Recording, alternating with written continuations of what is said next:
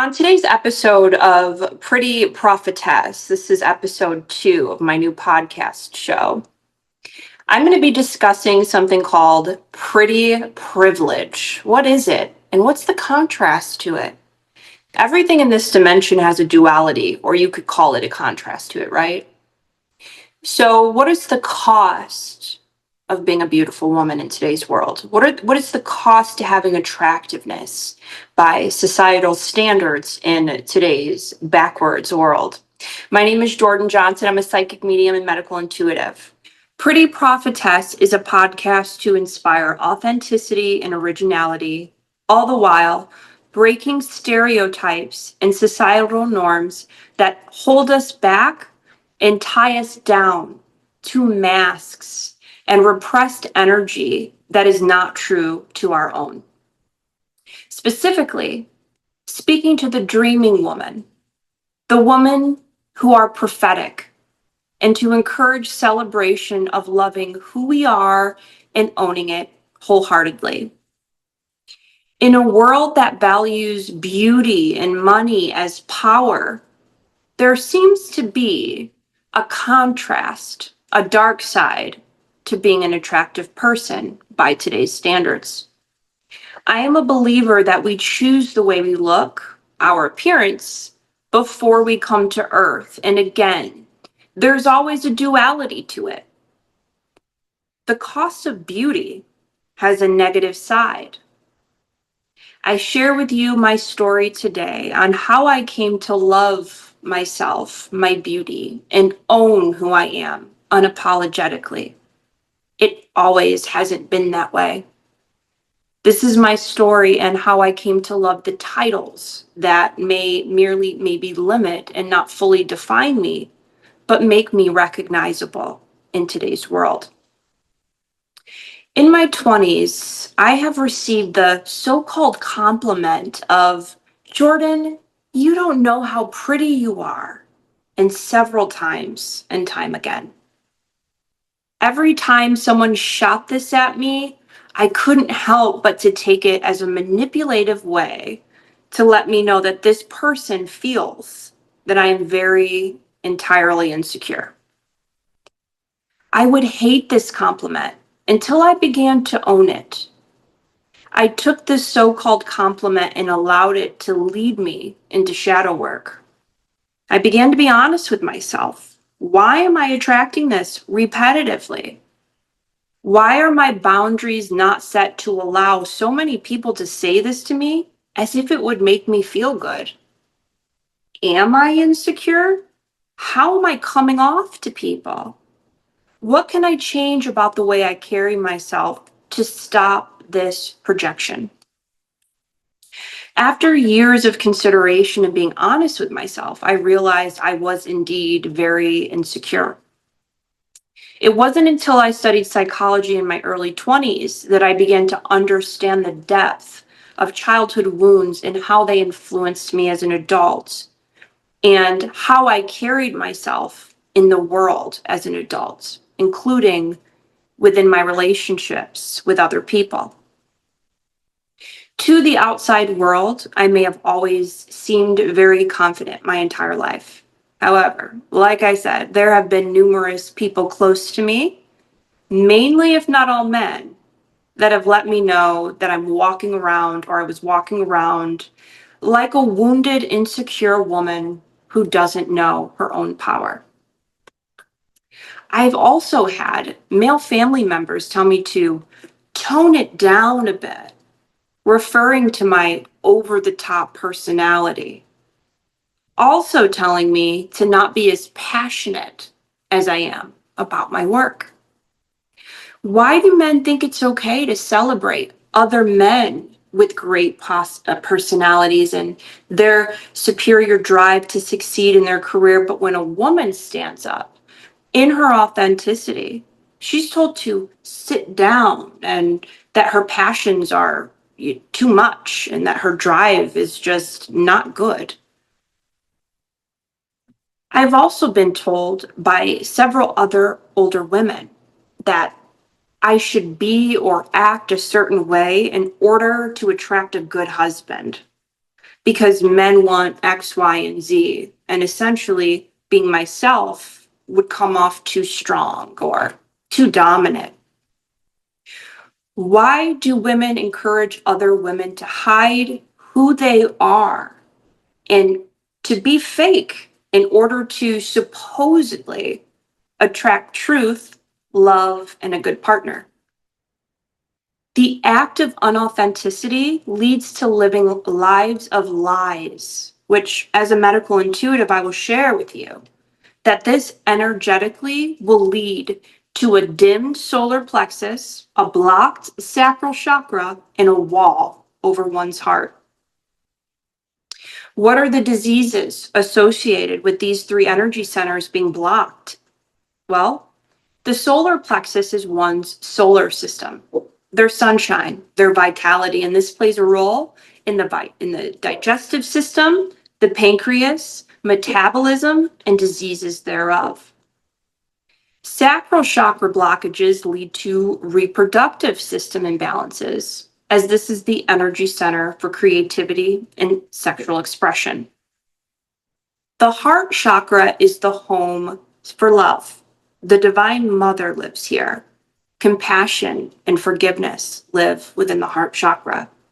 If one has a wall over their heart, they become bitter, angry, and resentful. Energy never lies. So being fake and repressing one's true self to conform or fit in or for a sense of belonging, is it really worth potential chronic illness and disease? Some women say yes, it is worth it. Marry an old rich man so that you don't have to worry about anything, pretty girl. Don't waste your pretty. You won't have to worry about anything except your happiness, your full creative expression and opportunity that comes from that.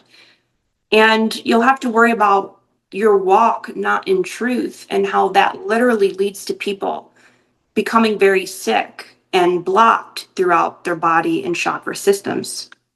Here's some food for thought, ladies. I know we all love Shira 7, sprinkle, sprinkle. And I have to say, she makes some pretty good points and has some good tricks up her sleeve. However, ponder this. What if you found yourself, your true self, stopped with all the games and you walked in your unapologetic truth? You owned it.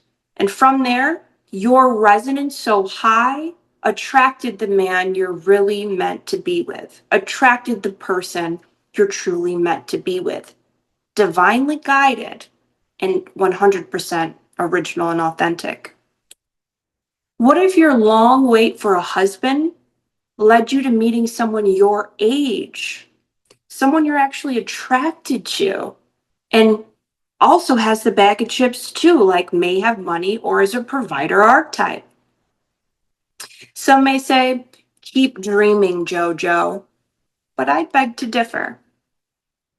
All of my past partners I have attracted from before the times of all of these dating apps, literally through mutual connections and in-person events. My more recent partner, Spirit led me to this man's doorstep, literally. He was my neighbor, and he had stopped me before and mentioned that he had lived on the fourth floor. One night, after coming home from Whataburger late, with one of my girlfriends, I had locked my keys in my car and both of our phones died at the same damn time. I was like, shoot. I think there's a guy on the fourth floor that's been hitting on me. Maybe, we'll go find his door and he'll let us charge our phones at his place. Call and get my keys out at the car from Honda.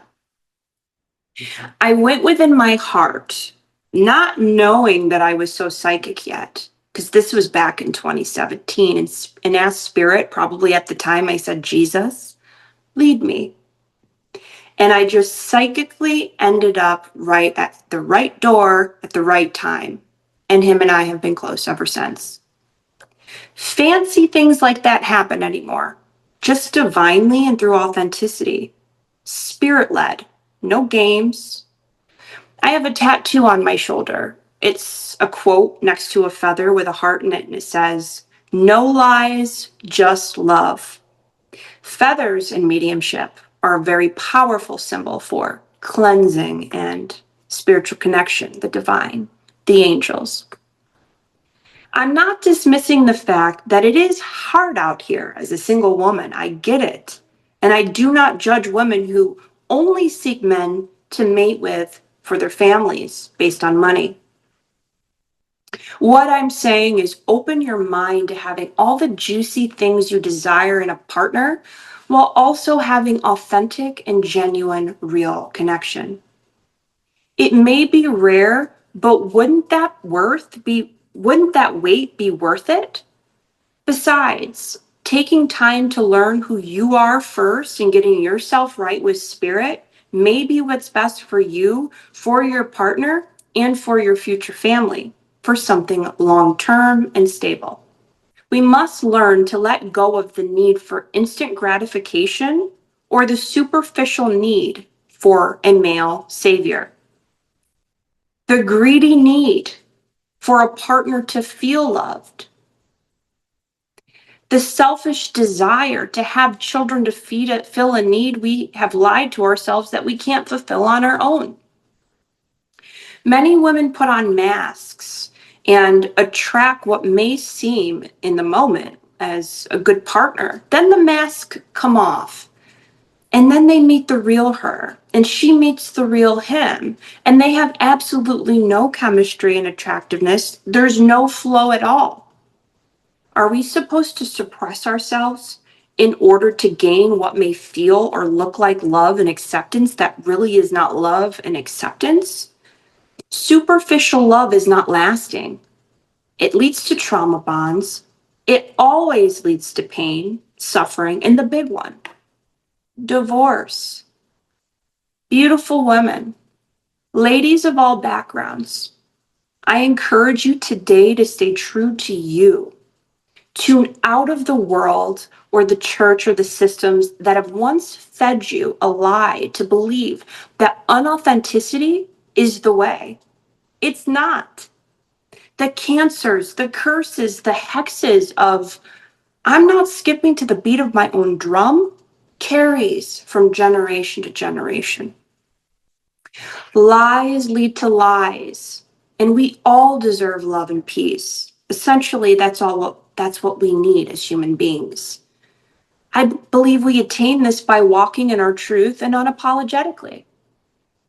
As I venture into my 30s, this is one of the first times in my life that I've allowed myself publicly to come out with these titles like psychic or pretty prophetess that I really didn't see myself claiming or owning as a child. This is my first time in my life that I'm coming out with this title and truly celebrating it. I struggled with my confidence, my esteem, and my appearance for years. After studying psychology and lots of shadow work, I can see why I fully never loved myself. I never fully loved myself. Well, it wasn't that I didn't love myself. It was that I didn't allow myself to love myself because of the judgment of others. The downside of beauty is this. It would seem that by design in today's world, when a woman is confident and happy, she may have this over-the-top personality. She has money. She has power. She's proud of who she is. She's able to use her voice to influence other people, the world. Many look at her as if she's vain, egotistical, or they're very skeptical of her, and many feel that she's cheated her way to the top or assume that she is manipulative, and that's why she has what she has. How dare she love herself publicly? Who does she think she is strutting her stuff like that? You know, Satan was the most beautiful angel. Why is that when a woman has beauty and power, she's hated so much? And then, when she shrinks in her power and is in sadness and insecurity, no one feels bad for her. No one even believes or cares. about her pain. The worldwide crisis of insecurities, low self-esteem, and imbalances in power are to blame. Insecurity and power struggles lead to envy and hate that attractive people tend to face in many, if not all, relationships and most interactions in public today. By statistics, attractive women are more likely to be isolated and feel alone. The public image of beautiful women is that they're surrounded by all of these friends, but statistics would say that attractive people typically have less friends and again, are driven, and this is again driven by the innate power dynamics and the desire to mate as the underlying human drive. The human epidemic of being insecure directly influences relationships, power struggles, and defensiveness. There is this problem of insecure men trying to wound confident and attractive women. And this is because beauty triggers the human ego. A beautiful woman doesn't have to do anything to be hated or make people feel bad about themselves. Many attractive women have had to learn to tone it down, to not offend other women or to trigger their friends' partners. The cost of pretty privilege today is that being attractive and powerful inherently leads to one feeling unsafe and concluding that relationships are painful. Think of all the worldwide witch trials throughout history. Beautiful, powerful, magical women burned at the stake as they were killed for hundreds of years for being themselves and seen as a threat to the existing norms that men did not want to be challenged or to change. This is inherited in the human psyche today, especially if there's patterns of religious indoctrination within the mind and the heart. Have I mentioned the constant pressure of attention from people everywhere you go and the dangerous psychology that attractive people, by statistics, seem to attract, like narcissists, sociopaths, and rescuers? People are overly intimidated by attractive women, which is another reason why their relationships suffer. I'm not denying that privilege comes with attractiveness alone. When you're attractive, you have an upper hand because of the societal programs in place that praise beauty and put attractiveness on a pedestal. The lens that society has created regarding the scales of human attractiveness, in my opinion, is a zero-sum game that leads to separation for everyone. Emptiness. The way society honors beauty leads to a whole lot of emptiness, and for everyone. This leaves everyone constantly chasing a standard that at times keep us wanting more and more and in a state of never enough. The sad truth about attractiveness is that beauty, by statistic, beautiful people are often blamed as the problem for being taken advantage of, and this includes sexually, as if the actual abuser is not to blame and her attractiveness is instigating. Her beauty is viewed as flirtatious and inviting, based merely upon the way she looks. Attractive women face constant sexual harassment, people touching them, and boundaries being crossed unprovoked. This again makes very unhealthy relationships, and it also makes forming relationships scary for, again, attractive women who are more likely alone. Now, we are here as humans to have relationships, so this is a major problem today. If an attractive person shares or explains about a hardship they're going through, no one cares or believes them. People believe that she is too pretty to feel pain. Again, this leads to an overwhelming amount of loneliness and isolation for the so-called beautiful people. Everyone is beautiful, and everyone is an expression of God uniquely. The attractive person sharing their hardship is often seen like a chump or spoiled princess rather than being heard or received authentically. This directly influences the fact that, by statistics, attractive people are more likely to not be believed when receiving medical or health care, when explaining symptoms of pain or discomfort. And this is because humans tend to link good looks with good health. Attractive women, although it may seem they are praised, many approach them in manipulation and with a lack of respect because they're viewed to be only good for one thing and they're objectified. There is this societal program that promotes that attractive women can't have it all, including smarts. So when you're both attractive and you're smart, you're hated even more. Studies have shown that when walking down a street, people tend to turn away from attractive people. My hope today is to break some stigmas and why we should stop judging value based on attractiveness.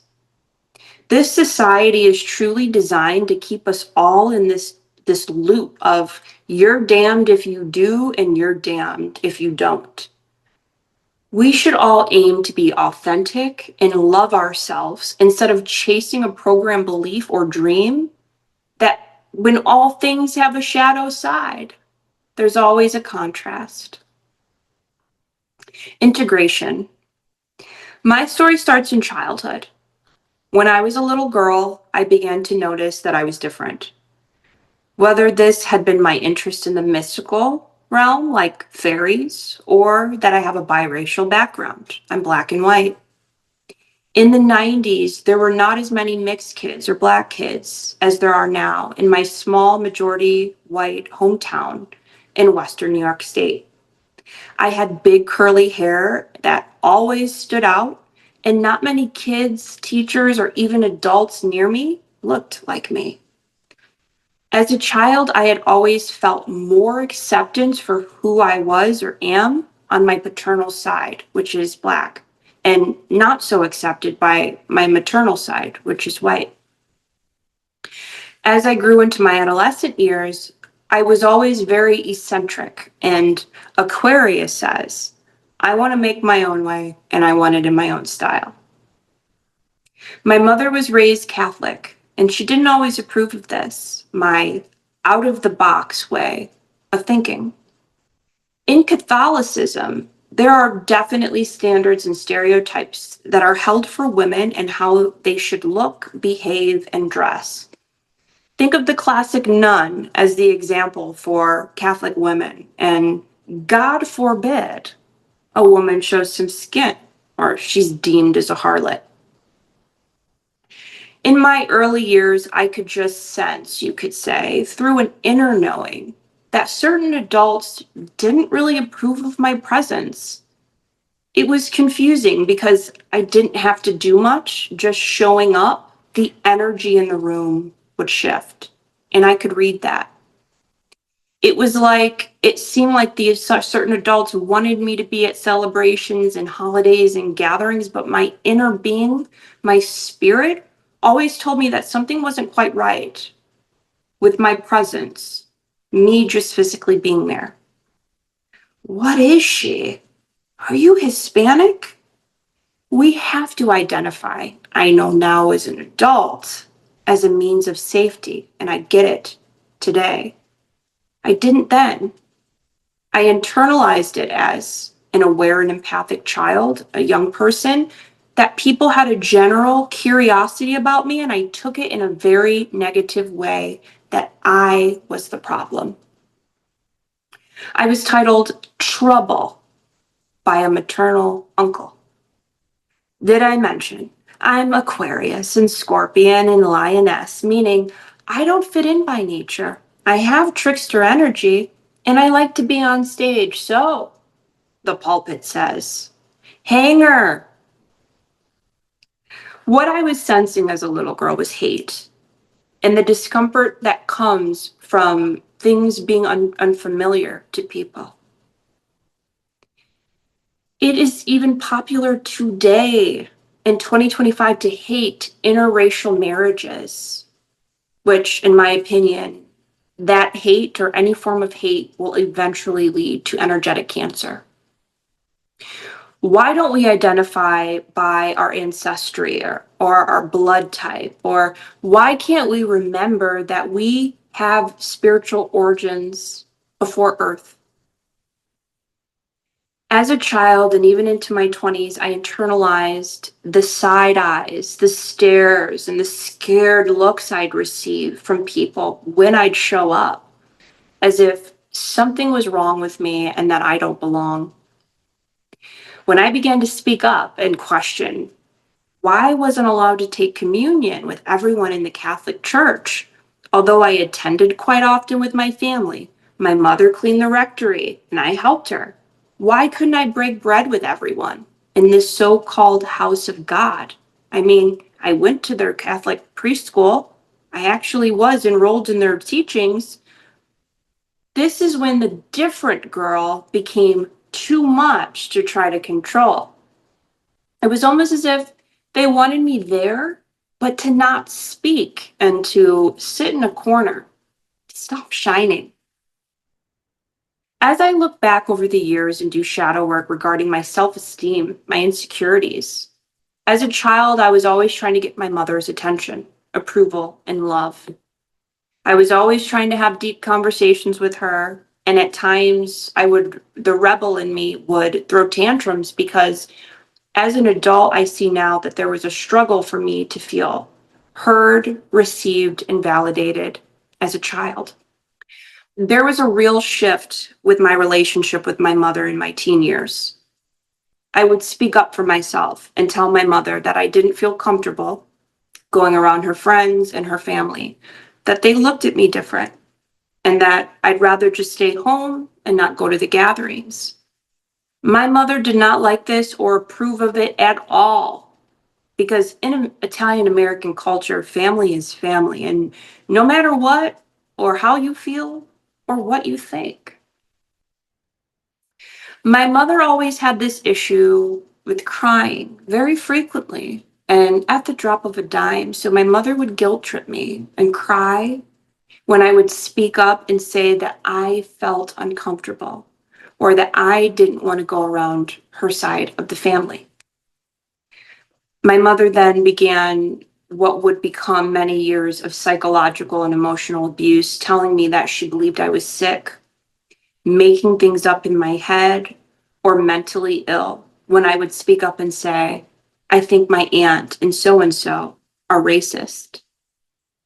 I was guilt tripped and gaslit, and it was suggested by her that I get some mental help for my accusations. My mother, to this day, if the door is open and the boundary's not in place, has had this horrible habit of longing for me to not believe myself, not trust myself, to not believe how I really feel or what I perceive reality as what it is true. This was so difficult for me. This was difficult for me to form identity. This was difficult for me to love myself and difficult for me to see my own truth. As an aware and empathic person, to speak up, and then one of the dearest people to you trying to make you not trust your senses or your intuition left me feeling very unsafe with who I am in entirety and the world and people. Could remember back my maternal aunt had told me once that I'm not a bad person, I just make bad decisions, and accused me of being jealous of her and her daughter.